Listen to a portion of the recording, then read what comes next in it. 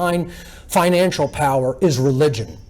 And I'm talking about not the covert religions, not the dark occult yet, right? But even above that level of control are religious institutions. I've talked about this in my work ad infinitum. People think the world is controlled through New York City, London, Washington, D.C., Tokyo, Japan, Beijing, China, etc. These are not the actual centers of power of the world. The centers of if you want to go to the centers of power of this planet, you need to go to 3 cities: Rome, Jerusalem, and Mecca. And then you will find the occultists that are ultimately in power. Religion has not lost its sway or its hold or its thrall over humanity. It just changed the nature of the control system. And it instituted it, instead of directly through religion and kingship, it instituted it through finance and government to control the people, because they stopped believing in all the religious nonsense that they used to control the population in the old world. That's all that happened. You know, they just euphemized that control system, called it government, right? And they're still ruling enthroned behind the scenes of power. And then above them, you have the really super secretive priest class. You know, you have a subset of the secret societies, a subset of the world religions, a subset of all of the intelligence agencies that are really running the show. And you get up to that very top level, and that's where you find occultists. You find covert religion at the very top of this pyramid of power. And these are the dark occultists of our world. They are the ones who are exerting this top-down chain of command and obedience over all these other structures in the power structure. And this is what people have to realize, that a small covert religious priest class ultimately directs things. And it's very difficult. It's one of the most difficult things I've tried to convey to people, because most people will never enter that world in their lives. And I was fortunate enough to at least get a glimpse into that world. I did not make it very high up in that hierarchy, because quite frankly, what I saw at a low level of that hierarchy scared me so badly. And I realized absolutely definitively that these people were trying to institute a system of human slavery worldwide. That led to a crisis of conscience, in which I finally got out of the world of the dark occult, and have been blowing the whistle on it ever since. So what is Satanism? So I talk about, in Demystifying the Occult Part 2, Satanism and the dark occult. Satanism is an ancient occult religion. It has been here for millennia under different names. Okay? It is an ancient occult religion comprised of diverse interconnected networks of worldwide adherents. They have a worldwide network of followers and acolytes. But at its ideological core, the religion of Satanism postulates that knowledge of how the human psyche works and knowledge of how the laws of nature work should be occulted or hidden and held only by a few human beings to create a power differential for them over the masses of the ignorant. Instead of looking at these people as a very twisted priest class, which they are, right? Don't get me wrong, that's accurate. They're psychopaths. They're evil psychopaths. But instead of even looking at them in this Hollywoodized manner, or as like people that are going to go out into the woods and sacrifice a bunch of animals in black robes, take that image out of your mind. It is way more accurate, far more accurate, to simply perceive occultists, Satanists, dark occultists in general, as people who have very ancient psychological knowledge. Look at them as the master psychologists of the planet, who can manipulate people's minds at will because of how much they know about how the mind really works. That's how you have to see occultism in general. That's how you have to see dark occultism. The people who are using that for their own selfish purposes, who hold and wield this hidden information in ways which exploit those who still remain ignorant of the occult. Okay? They're social engineers. I apologize, I stepped forward too quickly. Through the power that these social engineers, these ancient psychologists, gain by way of manipulating those who remain in ignorance of occult knowledge, this small minority, this ultra-secretive priest class of social engineers who are in the know, wish to permanently rule the masses of humanity and effectively become God on earth. Now, I want you to keep that in mind as we go through. It's important to understand that contrary to popular belief, the overwhelmingly vast majority of Satanists in general do not worship an externalized deity known as Satan in the Christian tradition. They simply take the name. And again, many of them don't even call themselves Satanists. They have no name for who they really are, most of them. Some do say we are Satanists because they're taking the image of the chief rebel angel of the Christian tradition in modern day, and they're wearing it as a badge of honor. Okay? Because they want to destroy natural law. They want to destroy the laws of the creator of the universe. Okay? So instead, we should see Satanism as an ideological way of being in the world. It's a worldview, and it's a way of behaving toward other people. Okay? And they view the ego-driven self as God. That's what you have to keep in mind. That's the God of their religion, is the ego. The ego is put on a pedestal. The ego is elevated to apotheosis, or godhood. Okay? That's what they ultimately, quote-unquote, worship. They don't worship demons and conjure demons and worship Satan. This is religious nonsense. Okay? And I was a priest within this religion. That's how far I made it into the religion of Satanism when I was involved in it in my youth. I was appointed a priest in the organization called the Church of Satan by Anton LaVey, who is the high priest of that organization at the time, back in the mid and late 90s. Okay?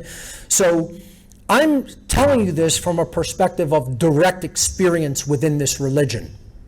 You know, I don't have this knowledge by studying this religion. I have this knowledge because I was in the priest class of this religion when I was younger. Okay? So this is first-hand knowledge, not book knowledge about Satanism. Let's go over the main tenets of Satanism, or what I call the pillars of Satanism. You can look at them as the four pillars, the four table legs of the satanic religion, of the satanic ideology. The first is pure egotism. Again, ego elevated to apotheosis or godhood. Egotism is the first tenet of Satanism, expressed through the dictum, self-preservation is the highest law. Or in other words, the survival and comfort of the physical self is always a more important goal than doing what is morally right. Now just gauge that definition based on the average member of humanity. Really think about this tenet. The comfort of the physical self is always a more important goal than doing what is morally right. How many people think that way in the world? Almost everyone. That's because they have been inculcated into Satanism as the world religion. That's how successful these people are in actually training human beings' minds to believe in the worldview they want them to believe. Going on with what a Satanist would basically, how they would view egotism. Live for yourself only, and only care about you and yours. Again, most people think that way in the world. If you must step on others to get what you want, then so be it, for this is a dog-eat-dog world. Once again, this is the prevailing ideology of most human beings because the Satanists have propagated their religion worldwide. The mindset that clearly defines the overarching worldview of Satanism, above all else, is perpetual me thinking. That's what the Satanist always wants, is always concerned with from the minute they get up till the minute they go to sleep at night. All they're thinking about is, what can I do for me? What can I get? How can I exploit? How can I dominate? Etc. Egotism run rampant. The second tenet of Satanism is moral relativism. And we're going to see these throughout the entire day in Nazism and communism. Okay? Just note these ideologies. Note these tenets. Because these are the religious tenets of both of those so-called political organizations, those masks on the face of Satanism, communism and Nazism. Moral relativism, the second tenet of Satanism, is the ideology that there is no objective difference between right behavior and wrong behavior. So human beings may arbitrarily create or decide what right and wrong are for themselves. They're just social constructs. Right and wrong don't exist in nature. We get to make them up as we see fit. That's moral relativism. And that's how most people think. Again, because they've been inculcated into this religion. And, we can make them up for ourselves based upon our own whims and preferences. Or in other words, that which human beings consider quote-unquote right for themselves is what is morally right. And that which human beings consider wrong for themselves is that which is morally wrong. We're the arbiters of truth and morality. That's the second tenet of Satanism. And you just go and look at these political regimes, these so-called political regimes of Nazism and communism, they're just absolutely brimming with this ideology of moral relativism, that they could just make up whatever the hell they want and set it into law, and that becomes what's right and good. And if they want to ban other people from even saying anything or movement, they can do that too, because that's what's good for them. It's absolute garbage. It's absolute nonsense. And no society can ever be free if they engage in the ideology of moral relativism. It is impossible according to natural law.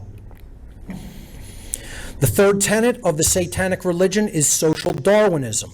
And again, these political regimes set up a system of hierarchy and compartmentalization, a pecking order of human beings.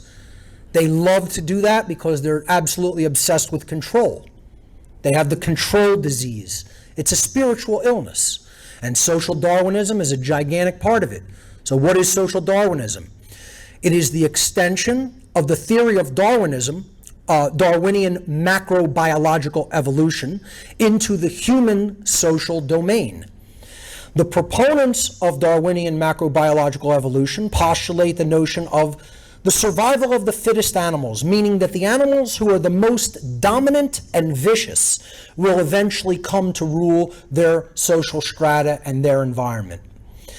When you apply the Darwinian survival of the fittest modality or theory to the human social domain, this theory then, called social Darwinism, puts forward that the notion that it is the quote-unquote natural order and even desirable for human society to be ruled by the most dominating and vicious human beings, and that such human beings' genetics are the reason that they acquired and maintain their positions of social power. So you're extruding Darwinism into human society, and you're saying, look at how those animals behave. The most ruthless and vicious are the ones that survive because they exert domination over those that they can, just instinctually, with pure instinctive behavior. So human beings should act in that animalistic, instinctive way. Imagine thinking that humans should just act like beasts of the field. And that's what many people in the world today think. Again, because they've been inculcated into this sick, twisted religious belief system. And finally, taken to the end conclusion, as did the Nazis and as did the communists, eugenics is then exercised. Okay, meaning we're going to decide who lives and who dies, ultimately. The word eugenics is derived from the Greek adjective eugenes, meaning well-born, from the Greek adjective eu, meaning good, and the Greek noun genos, meaning race or stock. Eugenics is a social ideology that promotes higher rates of sexual reproduction for people with traits and characteristics desired by its proponents, and reduced rates of sexual reproduction or sterilization for those with undesired traits and characteristics. This tenet